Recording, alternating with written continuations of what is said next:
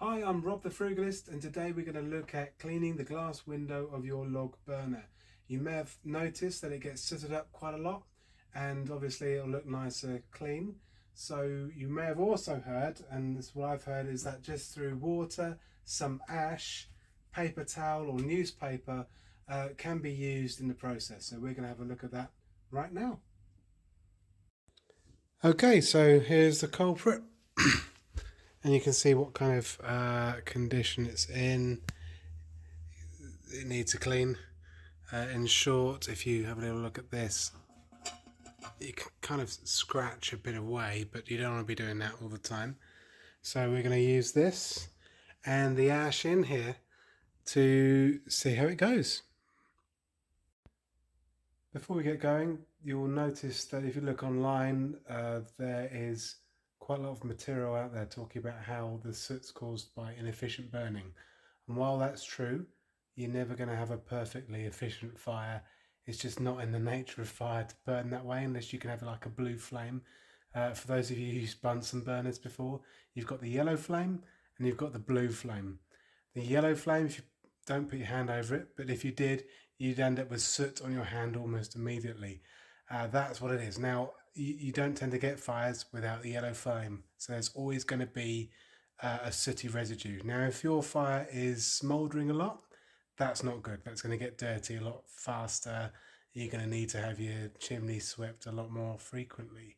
So just to be aware, you're not going to be able to avoid this. So cleaning is something that you're going to need to get around to. To keep this experimental, I'm going to do the left hand side of this glass with a kitchen roll and the right hand side with some newspaper. I've heard newspaper's brilliant. I've also heard kitchen roll's brilliant. I don't know which. So we're going to find out and I'll let you know after it's done. I'm going to use a bit of time lapse here because I don't imagine it's going to be that exciting.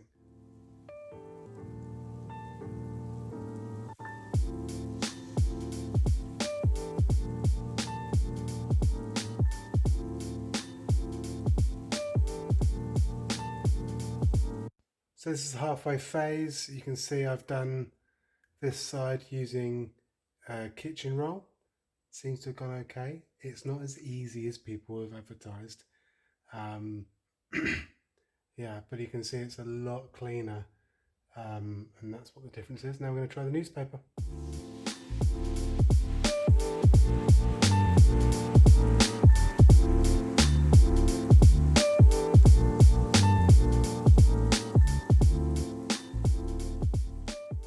So there we have it, really clean actually. I discovered something which is quite exciting. I've been using these kitchen rolls for a while. They're a bit softer, okay, and they're really good for polishing off and finishing, whereas the newspaper, you can probably see down there, there's a fair bit of water on this side. It doesn't hold on to water as much, but boy does it work a bit harder. So you can actually do the stubborn stuff with the newspaper, and if you use the kitchen roll to finish off, that's probably the best combo I'd advise. And I didn't actually expect that. I thought they'd be about the same, but there you have it.